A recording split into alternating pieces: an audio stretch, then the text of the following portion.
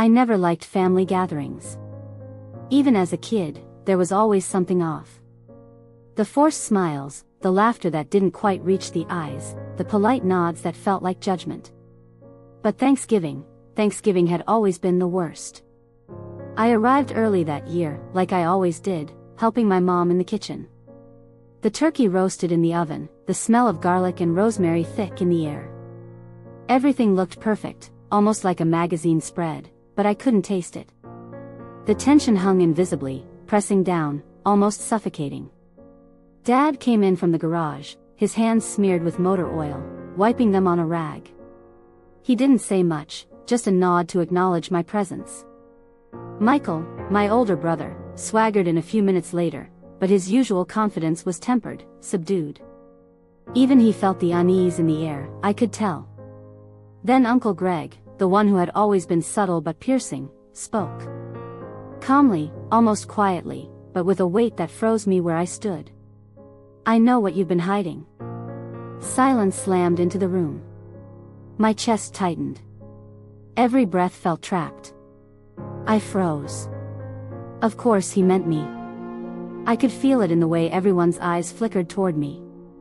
I had stolen money. Dad's savings for the house renovations.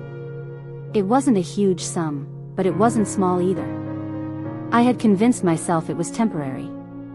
I'd planned to return it before anyone noticed. But panic, shame, and fear had kept me silent for months. And now, it was out. I excused myself to the bathroom. Heart hammering, I leaned over the sink and stared at my reflection. The Emily looking back was a stranger, anxious, guilty, scared.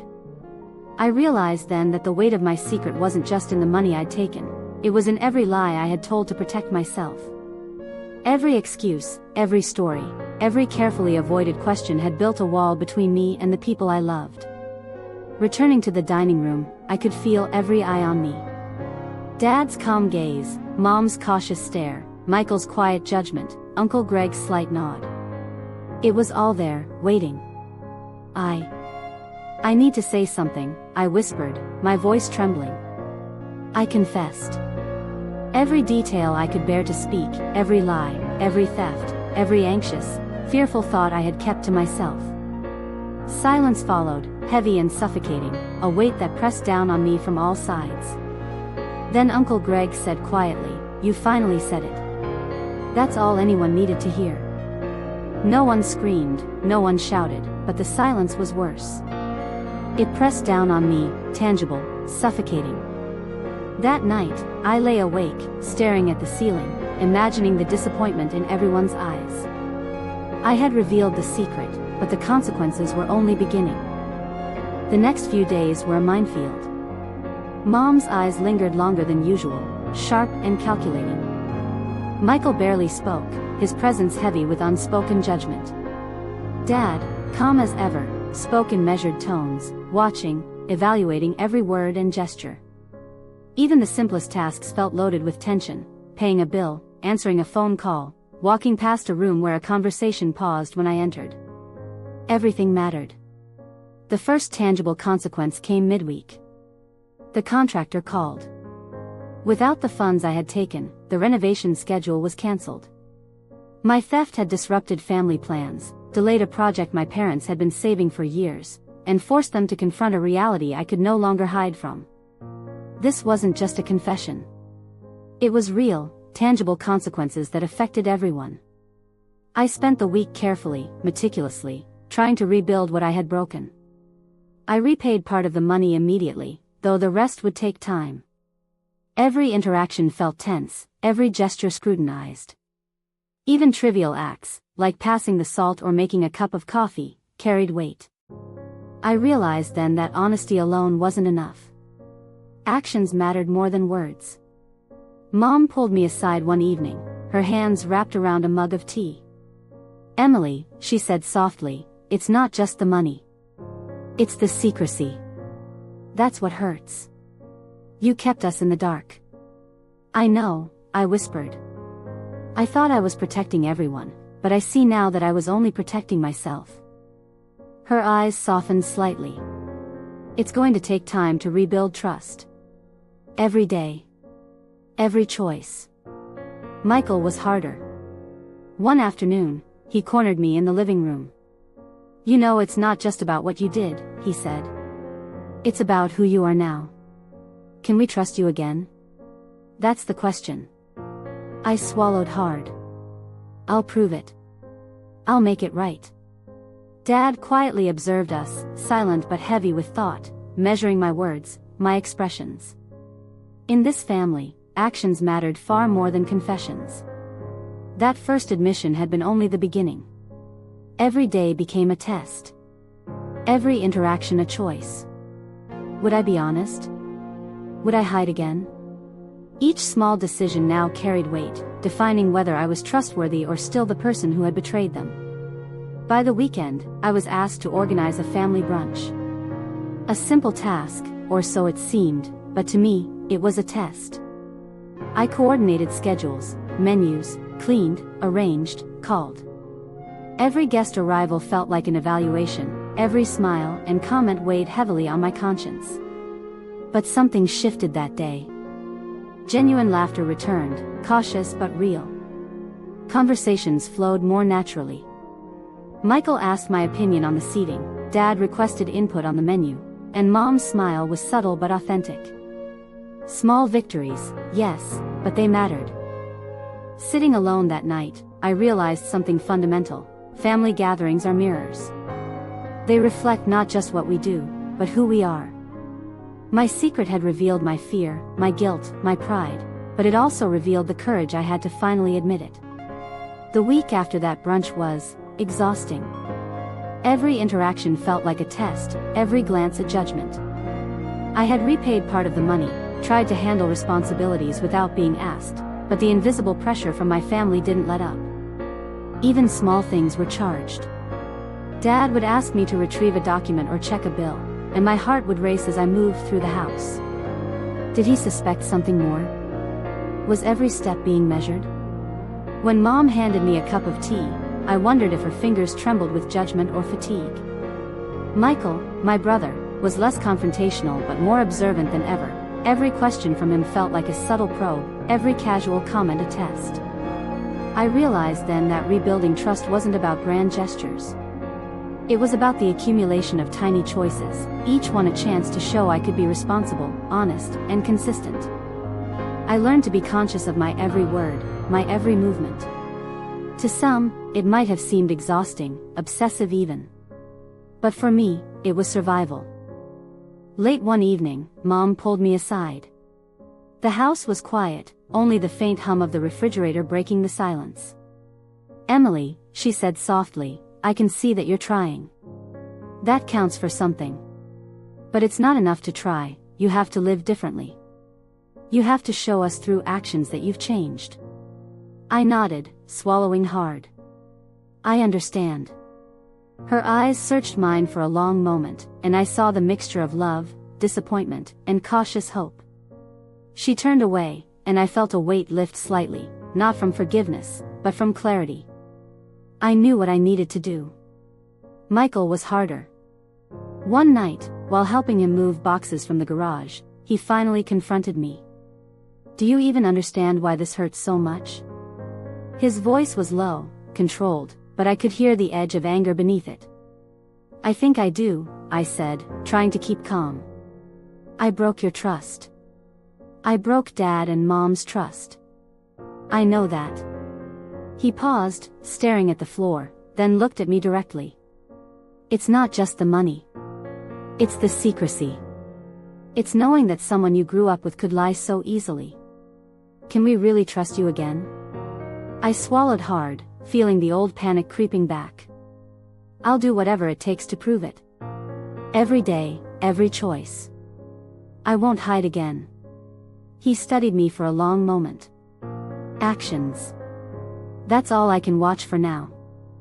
The next day brought a subtle twist I hadn't anticipated. While checking paperwork for the house renovations, I found discrepancies, errors that weren't mine. Panic rose at first. Could someone have discovered what I'd done and tried to cover for me? Or was it another problem we would have to face? When I mentioned it to Dad, he simply nodded. We'll fix it together. Mistakes happen. But hiding them, that's a choice we can't make again. It was a small moment, but it hit me hard. Every secret, every lie, ripples beyond the initial act. And I realized that transparency, honesty, even when uncomfortable, is the only way forward. By the weekend, another test emerged, a family outing to prepare the garden for winter. I volunteered to handle most of the organizing, coordinating who would rake, who would trim, who would bag leaves. It was physical, tedious work, but I approached it methodically, making sure everyone knew what to do and that nothing fell through the cracks. During that day, I felt the shift. Michael laughed genuinely at one of my jokes, Dad asked for advice on the planting, Mom's eyes softened in ways I hadn't seen in months. I was being included, not fully trusted yet, but acknowledged. And it gave me hope. The following week brought another test, more subtle but emotionally taxing. A friend of my parents called, asking about the renovations and the timeline. I answered politely, truthfully, and realized that the responsibility to maintain honesty extended beyond the family itself. Every interaction was a reflection of whether I could be trusted, and every slip could undo months of effort. That night, sitting alone on the porch, I thought about the progression of trust. It wasn't instantaneous. It wasn't linear. There were moments of progress, followed by setbacks, hesitation, and doubt. Trust was fragile, and my mistake had reminded me of that in the most painful way. I remembered the first night after my confession, the crushing silence, the weight of judgment in every glance. And now, months later, I could see the subtle evolution, cautious acceptance, tentative inclusion, measured acknowledgement. It was slow, painstaking, but it was real. The emotional peak arrived unexpectedly.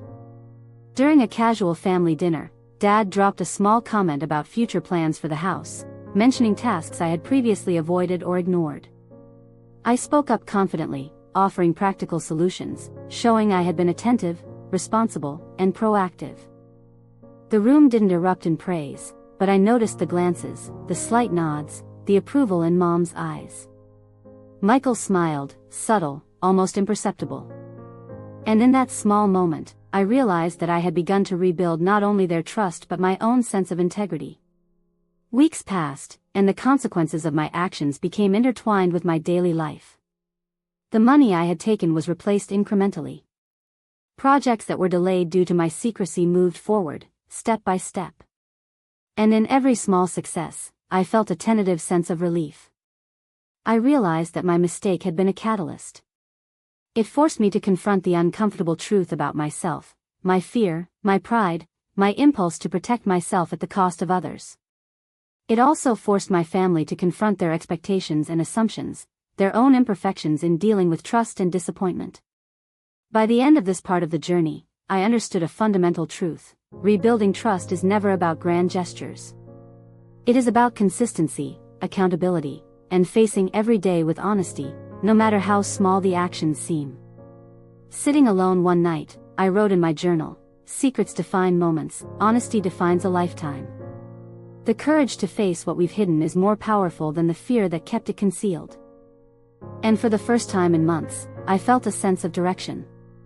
The path would be long, and the full forgiveness of my family might never be immediate. But I had begun walking it, and that was more important than anything else. Months had passed since my confession. The house had finally settled into a quieter rhythm. Renovations were complete, chores were managed, and family routines had resumed their familiar, imperfect flow. Yet the undercurrent of tension remained, lighter now, but persistent, a reminder of the fragility of trust. I continued to handle every responsibility with care, paying bills promptly, communicating honestly, keeping promises. Each day was a small test, an opportunity to show through action that I had changed. Slowly, subtly, I began to see results. Michael included me in conversations without hesitation, asking my opinion on minor decisions. Dad sought my help on tasks he might have previously done alone. Mom's cautious vigilance softened into quiet support. The rebuilding of trust was painstaking, almost imperceptible, but unmistakably present. One evening, as the golden sun poured into the kitchen, Dad asked me to help sort through the final paperwork for the renovation. The task should have been simple, almost mundane, but I could feel the weight of his gaze. Every choice, every word, mattered. I realized that my actions now carried more significance than any apology ever could. As we worked side by side, Dad spoke quietly. "Emily, admitting the truth is only the beginning. It's what you do afterward that defines you. Every choice, every day, matters." I nodded, absorbing the weight of his words. I had thought that confession alone would be enough, that speaking my truth would wash away the damage I had done. But it wasn't that simple. Honesty had opened the door, but walking through it required courage, consistency, and an unwavering commitment to live differently. Later that week, Michael pulled me aside. "I've been watching you," he said, his tone neutral, almost clinical. "You've made mistakes, and we all know it. But you're making an effort. That counts. Actions speak louder than words. Don't forget that." It was one of the first moments since my confession that I felt Michael's approval, not full trust yet, but the possibility of it. That possibility felt like a small lifeline. Thanksgiving returned again, a few months later. The house was filled with the familiar sense of roasted turkey and spiced pies. Laughter echoed through the rooms, warmer this time, more genuine. I watched as my family interacted, subtle nuances revealing how the delicate balance of trust and understanding had shifted. Michael laughed openly at something I said, a sound free from judgment. Dad asked for my input on seating arrangements, consulting me as though I were a partner in planning. Mom's smile was authentic, the edge of worry replaced with cautious pride. And though the memory of my deception lingered, it no longer dominated the room. The tension that had felt like a physical weight had eased, replaced by tentative trust, still fragile but growing. During the dinner, I found myself reflecting on the journey. My mistake had revealed my fear, my pride, my willingness to hide from consequences. Yet it had also exposed my courage, the courage to confess, to face judgment, and to take responsibility. I realized that the act of living honestly, consistently, was far more powerful than the act of admitting a secret once. Small moments, repeated endlessly, became the foundation for recovery. Paying bills, attending to household responsibilities, participating in family projects, each act reaffirmed my commitment. Trust was no longer an abstract concept, it was a living, breathing part of my daily choices. The real test came unexpectedly. One evening, a close family friend asked about the house renovation, questioning timelines and expenses. I answered truthfully, without hesitation.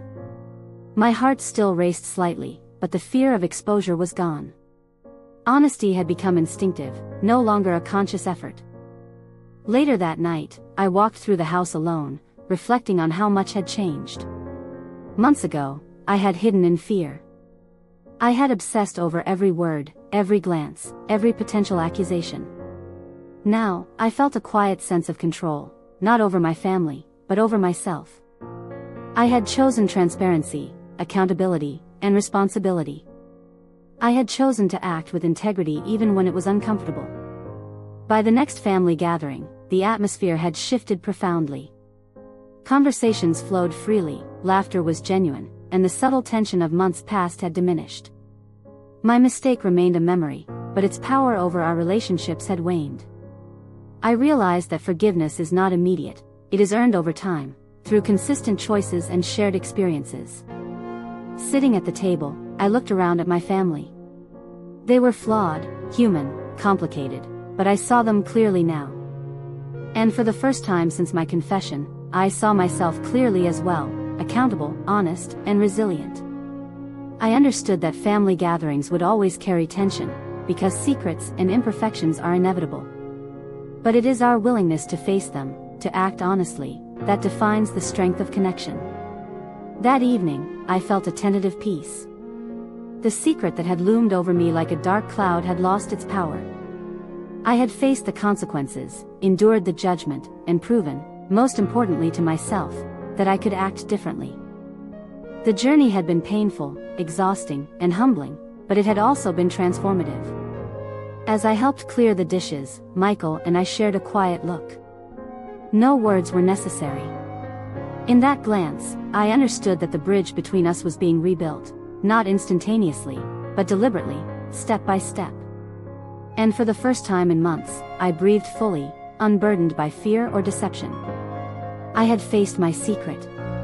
I had endured the consequences. And through that struggle, I discovered the fragile, resilient strength of honesty, trust, and family. I realized that secrets may define moments, but honesty defines a lifetime. And the choice to act differently, day after day, was the truest form of courage I had ever known.